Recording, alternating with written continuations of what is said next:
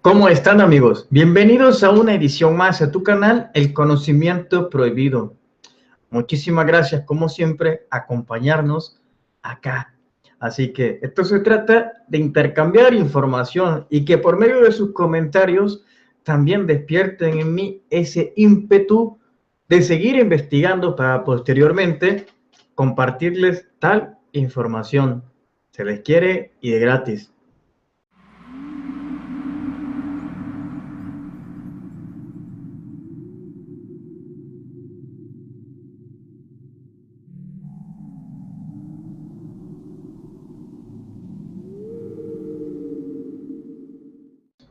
El diario de un extraterrestre.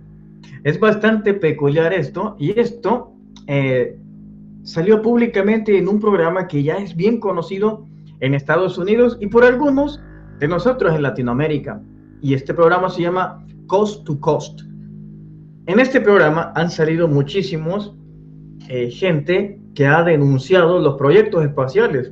Por ejemplo, el célebre Jack Cody Good. Ahí fue uno de los lugares en donde él acudió. Él explicaba mucho acerca de los mayas. Y así, muchísimas personas, ex empleados de NASA, etcétera, etcétera, que han entregado información de las cuales ustedes y yo nos encargamos de difundir. Yo haciendo los programas y ustedes compartiéndolo y sembrando rebeldía para un día cosechar libertad. Entonces, entre ellos aparece un archivo que llamaba mucho la atención. El diario de un extraterrestre. Pero ¿qué sucede? Es que había un científico que trabajaba para una empresa de Estados Unidos. A ver, les explico un poco para ponerlos en contexto.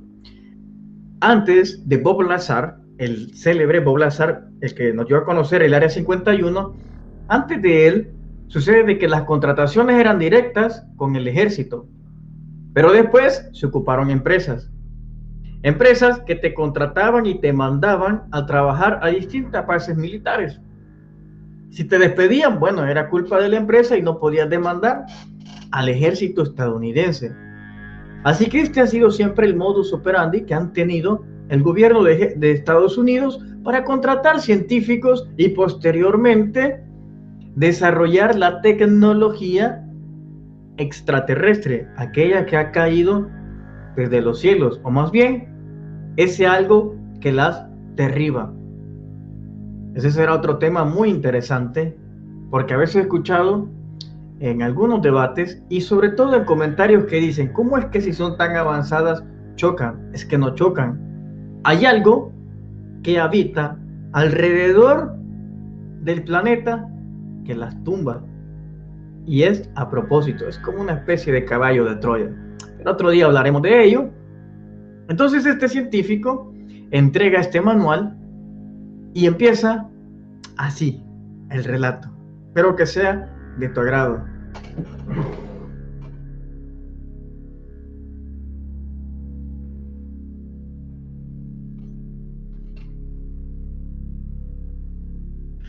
Sucede de que este es el diario de un científico de la cual él tenía acceso a extraterrestres que trabajaban en colaboración con Estados Unidos. Esto pues ya lo sabemos gracias al exministro de Defensa de Canadá, a lo cual él decía de que ya habían extraterrestres trabajando con Estados Unidos.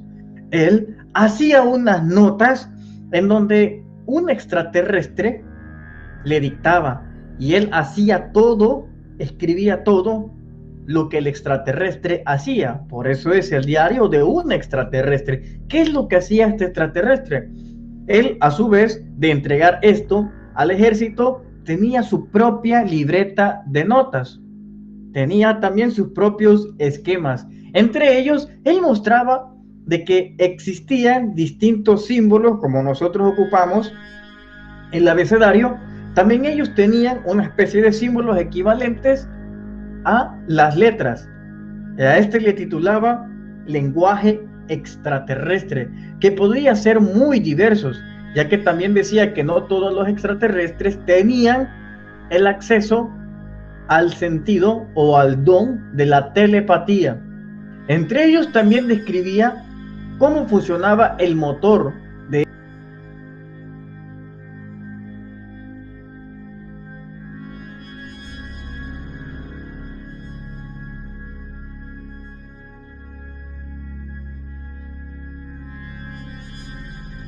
aumentaba la velocidad del ovni, pero a los sujetos que estaban adentro los inmovilizaba.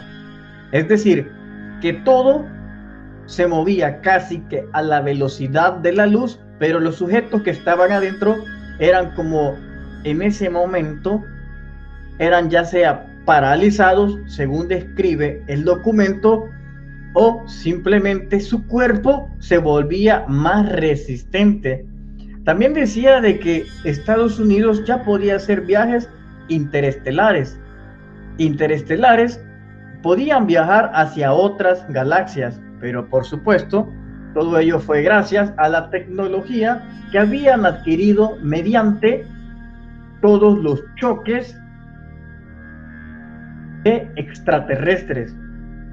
También decía que las embajadas jugaban un papel muy importante en cuanto a esto, ya que las embajadas eran como satélites terrenales en donde caía un objeto y las embajadas estadounidenses giraban una nota a gobiernos y decía algo así: permítanos hacernos cargo de este objeto, ya que podía tener radioactividad y su gente no está preparada para ello.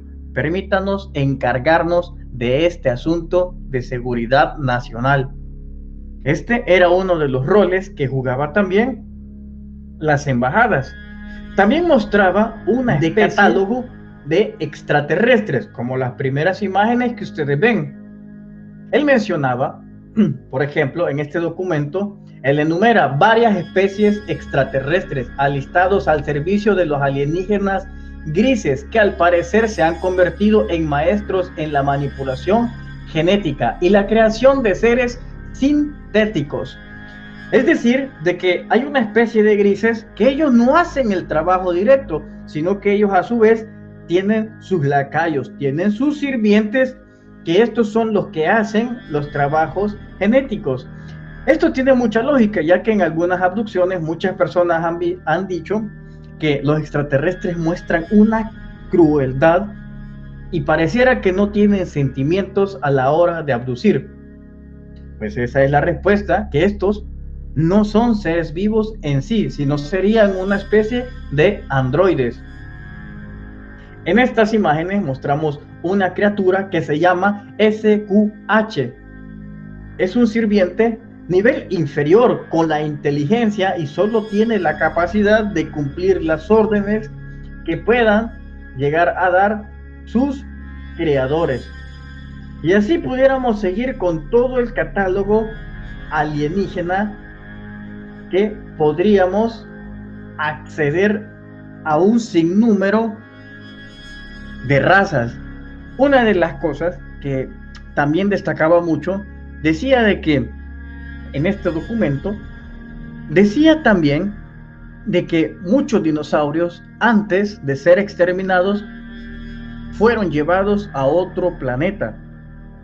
Es decir, que muchas especies aún sobreviven en otro planeta y que antes a la Tierra se le miraba como un gran zoológico y que antes de esta humanidad han existido miles y miles de humanidades, civilizaciones. Muchas lograron sobrevivir yéndose del planeta y que en muchas ocasiones parte de ellas regresa y se hacen pasar por seres de otros mundos, siendo su origen natal la Tierra.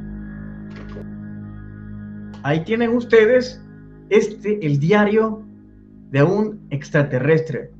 Hay muchísimas cosas más que tenemos que saber, como por ejemplo, qué es lo que comen, cómo viven. Algunos de ellos en este catálogo también mostraba de que son seres que miraban el cuerpo como un traje. Es decir, no es tanto como nosotros percibimos la vida, sino que hay unos planos en donde hay una especie de mundos, digámoslo así, que deciden venir, pero que ocupan el traje según el planeta en el que van a ir, y que ellos simplemente pueden decidir irse, que es lo que nosotros interpretaríamos como decir está muerto, pero no, es que ellos dominan eso y lo ven más que todo como nuestro cuerpo como un traje. Ellos deciden cuándo irse y simplemente dejan el traje y regresan a su mundo. También decía que hemos sido alterados genéticamente por muchísimas razas extraterrestres, pero siempre con el fin de ocultar todos los poderes que podíamos llegar a tener, como quizá la telepatía, las premoniciones y todos aquellos sentidos subjetivos que muchos tienen e inconscientemente los sacamos, como la visión remota. Yo espero que haya sido de tu agrado este programa y bueno, vamos a traer también la otra edición cuando profundicemos más el diario de un extraterrestre, en donde realmente también te dice cómo es la anatomía de un extraterrestre. Por ejemplo, no poseen riñones, unos no tienen riñones y el estómago es como una esponja.